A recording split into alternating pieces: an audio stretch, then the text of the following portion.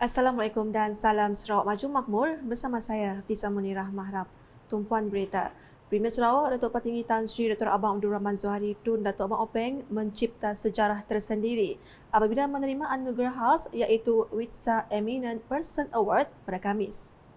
Anugerah khas itu diterima semasa Majlis Makan Malam Gala Kongres Teknologi dan Inovasi Sedunia ke-27 dan Persidangan Ekonomi Digital Antarabangsa Sarawak ke-6 WCIT IDEX 2023. Pengerusi Perikatan Perkhidmatan Inovasi dan Teknologi Dunia WITSA, Dr. Sien Siah telah menyerahkan anugerah khas itu kepada Premier Sarawak. Terdahulu ketika berucap, Premier Sarawak memberitahu kerajaan negeri menyambut baik mana-mana pihak yang mahu membuat kajian berkaitan biodiversiti untuk dilaksanakan di negeri ini.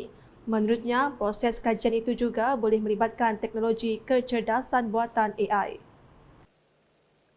So I share with them that Sarawak welcome research on biodiversity, particularly in the realm of life sciences. And this research should be undertaken through the process of generative AI. Beliau berkata demikian semasa berucap dalam Majlis Makan Malam Gala Sempena Kongres Inovasi dan Teknologi Dunia WCIT dan Persidangan Ekonomi Digital Antarabangsa Sarawak IDEX 2023 di Kuching pada Khamis. Datuk Petinggi Abang Zuhari menambah antara para saintis boleh dilakukan ialah penyelidikan biologi terhadap biodiversiti di negeri ini yang kaya dengan flora dan fauna.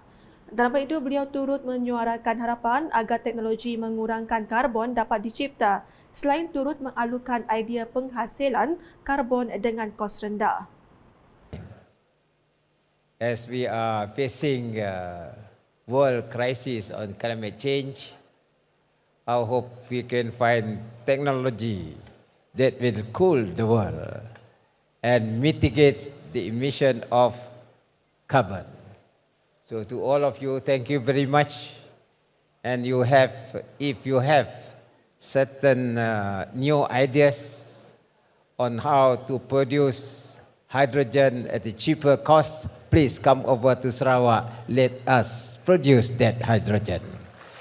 Turut hadir isteri kepada Premier Sarawak, Puan Sri Datuk Amar Jumaani Tun Tuanku Bujang, Ketua Menteri Pulau Pinang Chow Kon Yeow, Timbalan Premier Sarawak Datuk Seri Profesor Dr. Sim Kuhian, Speaker Dewan Undangan Negeri Sarawak Tan Sri Datuk Amar Muhammad Asfi Awan Nasar, Menteri Utiliti dan Telekomunikasi Sarawak Datuk Julaihi Narawi, Setiausaha Kerajaan Sarawak Datuk Amar Muhammad Abu Bakar Marzuki serta tetamu kehormat yang lain. Berita seterusnya. Perhimpunan Agung Tri Tahunan Pertubuhan Belia Kebangsaan Bersatu Sarawak Saberkas akan berlangsung pada 4 hingga 6 Disember 2023 di Hotel Pullman Kuching. Presiden Saberkas Datuk Seri Abdul Karim Rahman Hamzah berkata, Perhimpunan Agung tersebut diadakan bagi melantik ahli jawatankuasa baru bagi tempoh 3 tahun yang akan datang. Yang akan dihadiri hampir 500 orang ahli. Jadi tiap-tiap cawangan akan menghantar 3 orang wakil dan 2 orang pemerhati, termasuk dengan keseluruhan ahli exco negeri yang ada pada masa ini, iaitu 53 orang. Beliau berkata demikian dalam sidang media selepas mesyuarat jawatankuasa tertinggi Saberkas Negeri Sarawak ke-56 di Kuching pada Khamis. Dalam hal itu, Datuk Seri Abdul Karim turut memaklumkan bahawa satu anugerah khas akan dianugerahkan kepada mereka yang layak. Dan pada tahun ini yang memandangkan dia adalah Jubilee Emas, kita akan memberi anugerah khas jasamu dikenang ataupun jasamu dihargai. Kita akan tentukan pada Perhimpunan Agung untuk tahun ini.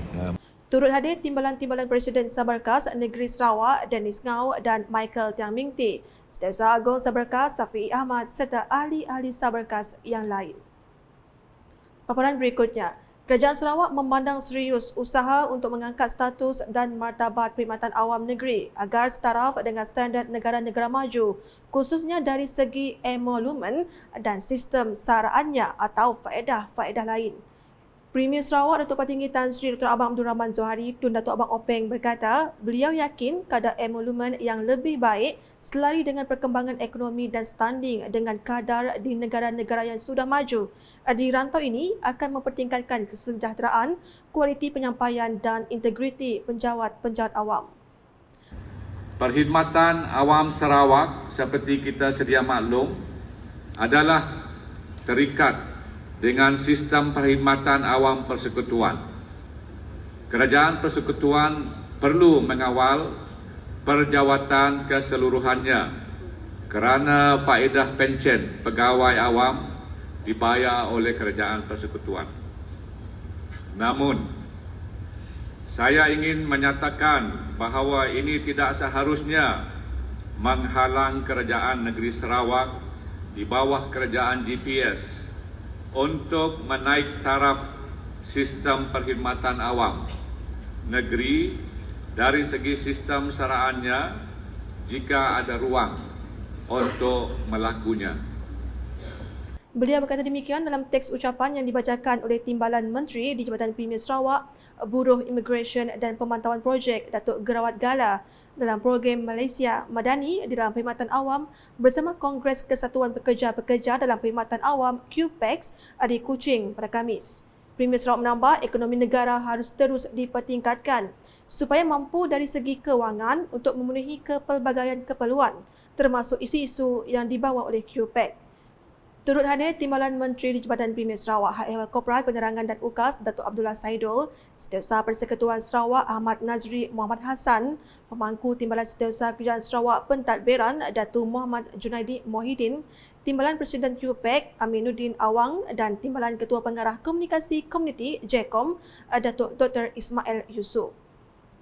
Ke perkembangan selanjutnya, Program Bina Kerjaya Anjuran Akademi AirAsia dengan kerjasama Pertubuhan Keselamatan Sosial Perkeso dan Kementerian Belia Sukan dan Pembangunan Usahawan Sarawak bertujuan membantu belia Sarawak meningkatkan kemahiran mereka dalam bidang pendidikan teknologi atau EduTech.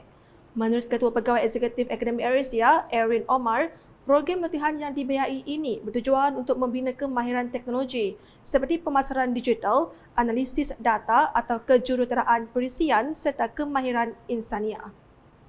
This is a good opportunity for Sarawakians especially to do this and help the Sarawakians achieve that ambition to be a digital economy.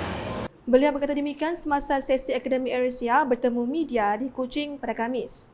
Erin menambah pasukan Akademi AirAsia yang berada di Sarawak akan melawat pekan-pekan kecil dan kampung-kampung untuk memastikan orang ramai boleh menyertai serta mendapat manfaat daripada program sama.